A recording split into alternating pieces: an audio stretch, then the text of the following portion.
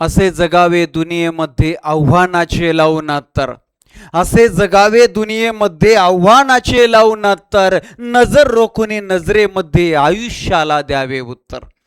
नको गुलामी नक्षत्राची भीती आंधळ्या ताऱ्याची, आयुष्याला भिडतानाही चैन करावी स्वप्नांची. आणि असे दांडगे इच्छा ज्याची, मार्ग तयाला मिळती सत्तर, नजर रोखून नजरेमध्ये आयुष्याला द्यावे उत्तर. पाय असावे जमिनीवरती कवेत अंबर घेताना, हसू असावे ओठावरती काळीज काढून देताना. संकट असही आता सांगावे, काय संकट असही ठणकावून सांगावे, आता ये बेहतर, नजर रोखून नजरेमध्ये आयुष्याला द्यावे उत्तर. करून जावे असेही काही दुनियेतून या जाताना, करून जावे असेही काही दुनियेतून या जाताना, गहिवर यावा जगास साऱ्या निरोप शेवटचा देताना.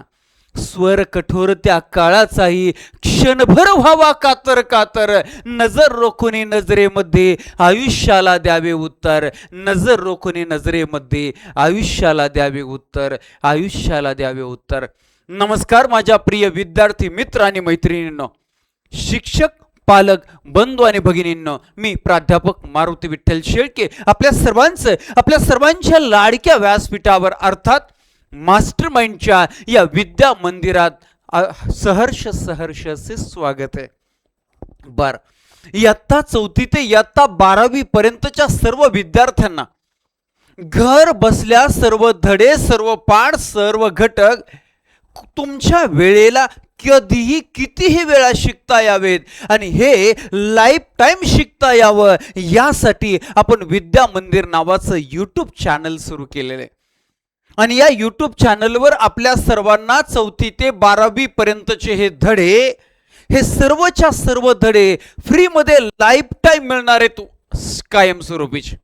आणि म्हणून आपल्या सर्व गुरुजनांना, सर्व पालकांना, सर्व विद्यार्थी मित्रांना आवाहन आहे, विनंती आहे की हे यूट्यूब चॅनल आणि ह्या लेक्चरची लिंक जी आहे ते आपल्या प्रत्येक विद्यार्थ्यापर्यंत, महाराष्ट्रातल्या प्रत्येक विद्यार्थ्यापर्यंत, विद्यार्थिनीपर्यंत, प्रत्येक शाळेपर्यंत, पालकापर्यंत, गुरुजनांपर्यंत पोहोचवण्याची जबाबदारी. बरं, आजचा धडा, आजचा पाठही तेवढाच भारी, तेवढाच विशेष आहे. म्हणून काळजीपूर्वक सर्वांनी लक्ष द्या, काळजीपूर्वक हा पाठ ऐका, व्यवस्थित समजून घ्या. फक्त इयत्ता 4थीच नाही तर आयुष्याचं ध्येय ठरवण्यासाठी आणि आयुष्याचं ध्येय साध्य करण्यासाठी हा धडा एक मैलाचा दगड आणि मार्गदर्शक दीपस्तंभ ठरणार आहे. कोणता धडा आहे, कोणता पाठ आहे तर स्वराज्य स्थापनेची प्रतिज्ञा. छत्रपती शिवाजी महाराजांनी हिंदवी स्वराज्य स्थापन करण्याची जी प्रतिज्ञा घेतली, त्या प्रतिज्ञेवर हा धडा आहे. आणि हा धडा खरोखरच आपल्याला सांगतोय, नसावी शंका, नसावी भीती, इच्छाशक्तीतच दडली यशाची नीती. आणि ती कशी दडलेली आहे ते या धड्यामध्ये, या पाठामध्ये आपल्याला पाहायचंय. रायरेश्वरावरील एक संकल्प ज्यानं इतिहास घडवला, कसा घडवला तेच आपल्याला शिकायचंय. रायरेश्वराचे देवालय, पहिलाच पॅरेग्राफ आणि टायटल टॉपिक आहे रायरेश्वराचे देवालय. देव अधिक आलय, देवाचे घर म्हणजेच मंदिर, अर्थातच रायरेश्वराचे देवालय. रायरेश्वर म्हणजे कोण? महादेव शंकराचं मंदिर आहे. पुण्याच्या नैऋत्येला हा पुणे जिल्हा, 14 तालुके असणारा हा पुणे जिल्हा. ज्या पुण्याला पुणे तिथे काय उने अशा प्रकारचं वर्णन आहे तो पुणे जिल्हा आहे. आणि या पुण्यामध्ये इकडं दिशा पाहायचं म्हटलं, इथं उत्तर आहे, इथं दक्षिण आहे, इकडं पूर्व आहे, इकडं पश्चिम आहे, मग इथं वायव्य, इथं ईशान्य. ओके, या ठिकाणी आग्नेय आणि इकडं आहे नैऋत्य. नैऋत्य आणि काय सांगितलं आपल्याला? पुण्याच्या नैऋत्येला असलेले रायरेश्वराचे देवालय हे मोठे रमणीय स्थान होते.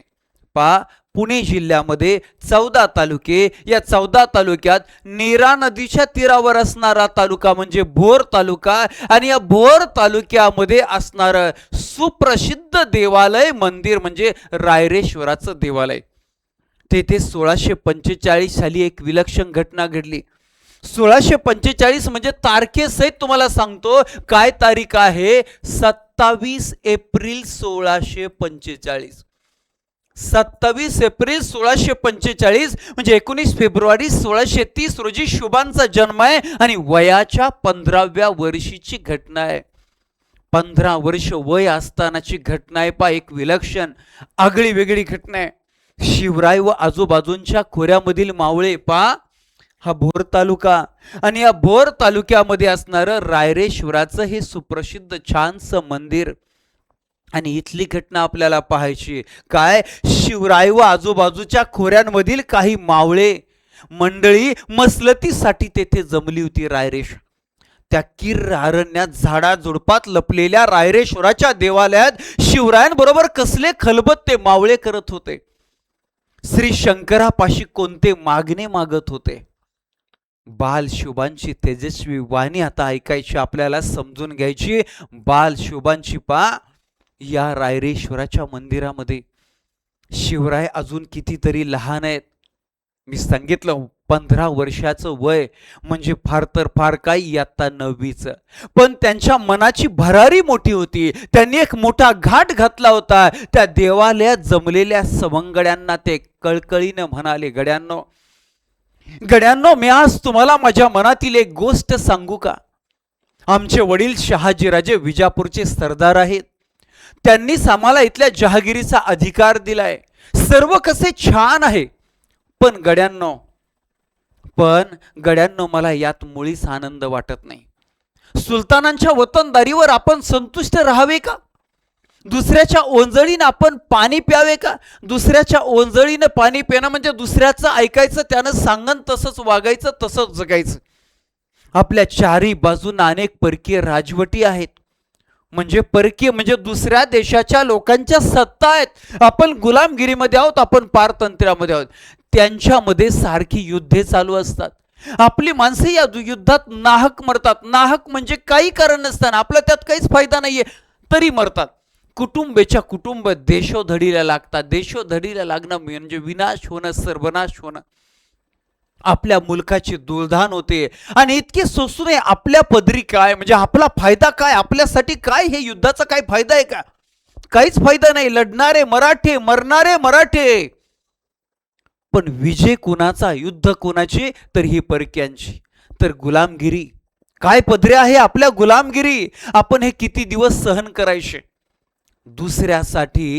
दुसऱ्यासाठी आपण किती काळ खपायचे म्हणजे किती काळ मेहनत करायची, काम करायचं. सांगा, तुम्हीच सांगा, वतनाच्या लोभानं आपण हे असेच चालू द्यायचे का?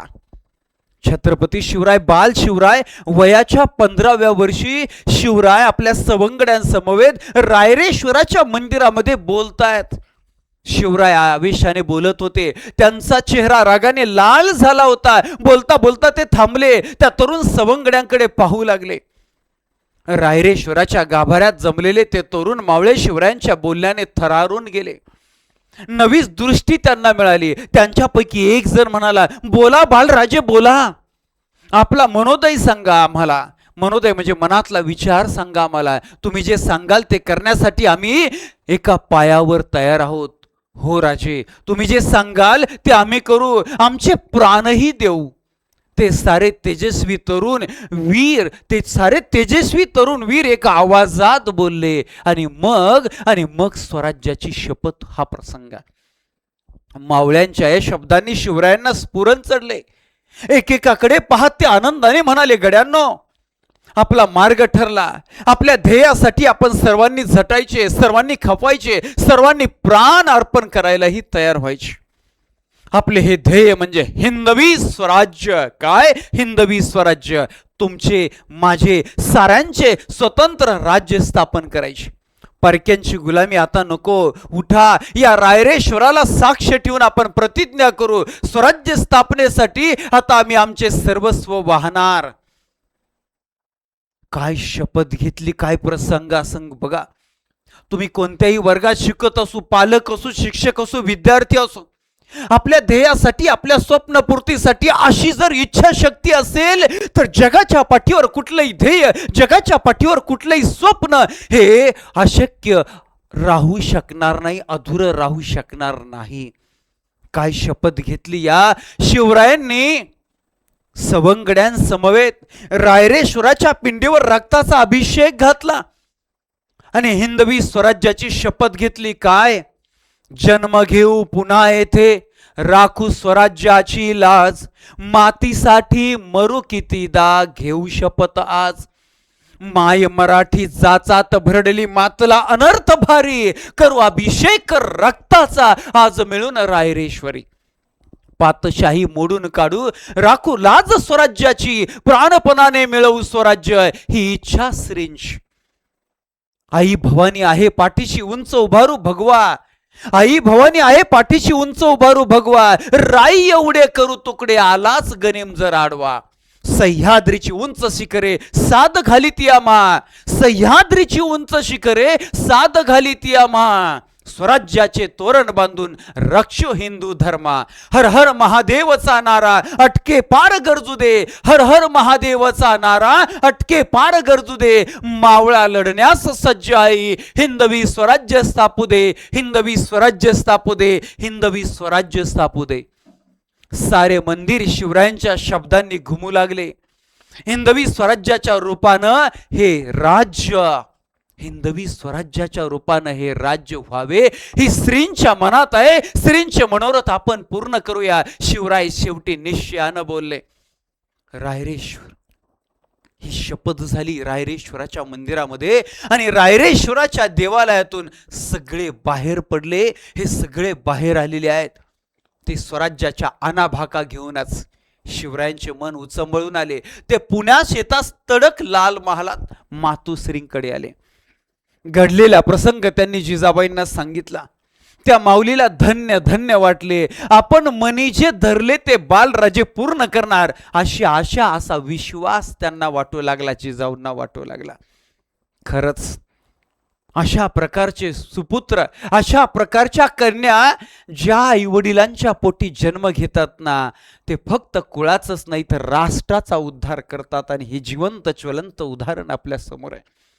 आता पुढचा प्रसंग पाहायचा आपल्याला. मावळ खोऱ्यातील जमवाजमव. स्वप्न मोठं पाहिलं, स्वप्न अवघड पाहिलं की ते पूर्ण करण्यासाठी, ते साकार करण्यासाठी तेवढीच झुंज, तेवढीच धडपड, तेवढेच प्रयत्न करावे लागतात. आणि म्हणून आता जाऊया आपण पुढच्या मुद्द्याकडे. शिवराय आपल्या नव्या उद्योगाला लागले. मावळ्यांना घेऊन ते तलवारीचे हात करू लागले. घोडदौड करावी, डोंगरातील आडमार्ग शोधावे, खिंडी घाट चोरवाटा निरखाव्या, असा त्यांचा दिनक्रम सुरू झाला. शिवरायांनी मावळ्यांची अंतकरणे जिंकून घेतली. तरुण मावळे शिवरायांसाठी वेडे झाले. शिवरायांसाठी जगायचे, शिवरायांसाठी मरायचे असे ते मानू लागले. आता शिवरायांच्या हालचालींना उधाण आले. जसं समुद्राला भरती यावे तसे शिवरायांनी पुण्याभोवतीचे सर्व कोट किल्ले आपल्या सवंगड्यांसह बारीक नजरेने न्याहाळले. चोरवाटा, भुयारे, तळघरे, दारुगोळा, हत्यार आणि शत्रूंच्या फौजांची ठाणी याची खडानखडा माहिती मिळवली. आता पुढचा मुद्दा आहे मावळांतील सोबती. मावळांतील सोबती 12 मावळा ठिकठिकाणी काही देशमुख मंडळी आपले वतने सांभाळत बसली होती. आता ही देशमुख मंडळी म्हणजे काय तर शिवरायांच्या अगोदरची परिस्थिती होती. गावं होती, गावाला मौजा म्हणायची. त्यामध्ये गावाचा जो प्रमुख आहे, मौजाचा जो प्रमुख आहे त्याला पाटील म्हणायचे. आणि अशा अनेक मौजांचा परगणा असायचा. आणि त्या परगण्याच्या ठिकाणी अनेक गावांच्या पाटलांचा प्रमुख म्हणजे तो देशमुख असायचा. लक्षात राहू द्या. ओके. आणि देशमुख मंडळी आपली वतने सांभाळत बसली होती. त्यांना आपल्या वतनाचा विलक्षण लोभ होता. वतनावर जीव होता त्यांचा, बाकी काय घेणं देणं नाही. वतनासाठी ते आपापसात भांडत. या भांडणात मराठ्यांची शक्ती उगाच वाया जात आहे हे शिवरायांनी ओळखले होते. आपापसात भांडायची उदाहरणं मी तर तुम्हाला सांगितले. आता त्याला आळा घालायचे, त्याला आळा घालायची शिवरायांनी ठरवले. शिवराय देशमुखांच्या गावांना आता भेटी देत, त्यांची समजूत घालत, त्यांना देशमुखांच्या गावाला भेटी देऊन त्यांना समजून सांगायचं. स्वराज्याच्या ध्येयानं त्यांना भारून टाकत शिवरायांनी त्यांना गोड शब्दांनी आपलेशे केले. पण काहींनी दांडगाई सुद्धा केली. शिवरायांचं ऐकलं नाही, दांडगाई केली, उलट विरोधात केले. त्यांनाही शिवरायांनी वटणीवर आणले. मराठ्यांच्या आपापसातील झगडे त्यांनी थांबवले. जो तो त्यांना धन्यवाद देऊ लागला. मावळ खोऱ्यातील झुंजारराव मरळ, हैबतराव शिळमकर, बाजी पासलकर, विठोजी शितोळे, जेधे पायगुडे, बांदल इत्यादी देशमुख मंडळी शिवरायांचा शब्द मानू लागली. मावळात स्वराज्याची घोडदौड सुरू झाली. पहा की इथं झुंजारराव मरळ, हैबतराव शिळमकर, बाजी पासलकर, विठोजी शितोळे, जेधे पायगुडे, बांदल, शिवरायांचा शब्द हाच कायदा, या सर्व देशमुखांनी शिवरायांचे नेतृत्व मनापासून स्वीकारले. आणि याच्यानंतर आता आपल्याला शिवरायांची राजमुद्रा पहा. काय शिवरायांची राजमुद्रा. वय वर्ष 10 असताना, म्हणजे 1630चा जन्म आहे, 1640ची घटना आहे. शहाजीराजे भोसले संस्कृतचे गाडे पंडित, आणि त्यांनी आपल्या मुलासाठी म्हणजे शिवाजी राजांसाठी गोल स्टेटमेंट लिहून दिलंय. आयुष्याचं ध्येय राजमुद्रेच्या रूपाने लिहून दिलंय. शिवरायांच्या नावानं जहागिरीचा कारभार सुरू झाला होता. शहाजी राजांनी शिवरायांची स्वतंत्र राजमुद्रा तयार केली. ती मुद्रा ही अशी: प्रतिपचंद्र लेखे व वर्धिष्विष नवंदिता शाहस्तुन शिवशैषा मुद्रा भद्राय राजते. प्रतिपदेच्या चंद्रकलेप्रमाणे वाढत जाणारी आणि साऱ्या विश्वाला वंदन होणारी अशी शहाजी राजांचा पुत्र शिवाजी राजे यांची राजमुद्रा लोकांच्या कल्याणासाठी आहे असे सांगणारी ती राजमुद्रा म्हणजे स्वराज्याच्या स्थापनेचा संकेतच. पहा इथं की वर्धिष्णू प्रतिपदेच्या चंद्राप्रमाणे सतत वाढणारे, विश्ववंदिता संपूर्ण जगाला वंदनीय असणारे, इकडं भद्राय राजते म्हणजे रयतेच्या कल्याणासाठी व भल्यासाठी असणारी. खरं तर त्या काळात राजमुद्रा बहुता फारसी भाषेत कोरलेल्या असायच्या, फारशा. पण शिवरायांची मुद्रा संस्कृत भाषेत होती. स्वराज्य तशी स्वभाषा हवी, स्वधर्म हवा, म्हणून हिंदवी स्वराज्य. त्याबरोबरच दुसऱ्या धर्माचा द्वेषही नको ही शिकवण होती शिवरायांची. शिवरायांनी आपला कारभार लोककल्याणासाठीच सुरू केला आहे हे साऱ्या मावळ्यांच्या चटकन लक्षात आले. हिंदवी स्वराज्याची ही स्थापनेची जी प्रतिज्ञा आहे, हे हिंदवी स्वराज्याची प्रतिज्ञा आपल्या प्रत्येकाला प्रेरणा देते.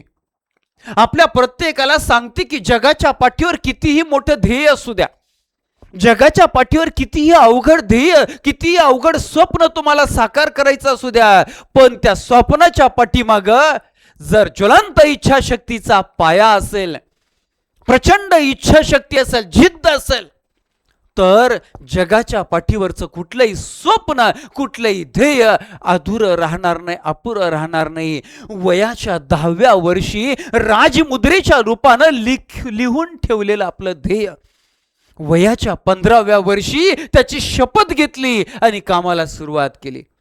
म्हणून विद्यार्थी मित्र हो, आपण सर्वांनी आपल्याला काय बनायचं, आयुष्यामध्ये काय ठरवाय, काय करायचंय हे ठरवा. निश्चित स्पष्ट रूपाने ठरवा. ते आपल्या वहीमध्ये किंवा घरात दररोज जिथं नजर जाती तिथं सुंदर स्वच्छ अक्षरामध्ये लिहून ठेवा, मला काय बनायचंय. जसं शिवरायांनी वयाच्या 10व्या वर्षी वडिलांकडून गोल स्टेटमेंट लिहून घेतलं होतं, तसं आपणही आपल्या आयुष्याचं गोल स्टेटमेंट लिहूया. आपलं करिअर घडूया, आपल्या आई वडिलांना सुखी करूया, कुटुंबाला सुखी करूया, गाव, शहर, तालुका, जिल्हा, राज्य, अवघा भारत जो आहे, हिंदुस्थान जो आहे, तो विकसित करूया, परिपूर्ण करूया. या संकल्पासह आजचं हे सुंदर सेशन, आजचा हा सुंदर पाठ इथंच थांबवणार आहोत. त्या अगोदर हे सुंदर लेक्चर, हा सुंदर पाठ आणि हे प्रेरणादायी संस्कार महाराष्ट्रातल्या प्रत्येक विद्यार्थ्यापर्यंत, विद्यार्थिनीपर्यंत, प्रत्येक शाळा, प्रत्येक पालक आणि गुरुजनांपर्यंत पोहोचवण्याची जबाबदारी आपली आहे. म्हणून शक्य तेवढं जास्तीत जास्त शेअर करा. चॅनलवर नवीन असाल तर सबस्क्राईब करा. धन्यवाद. जय शिवराय, जय शंभूराय, जय हिंद.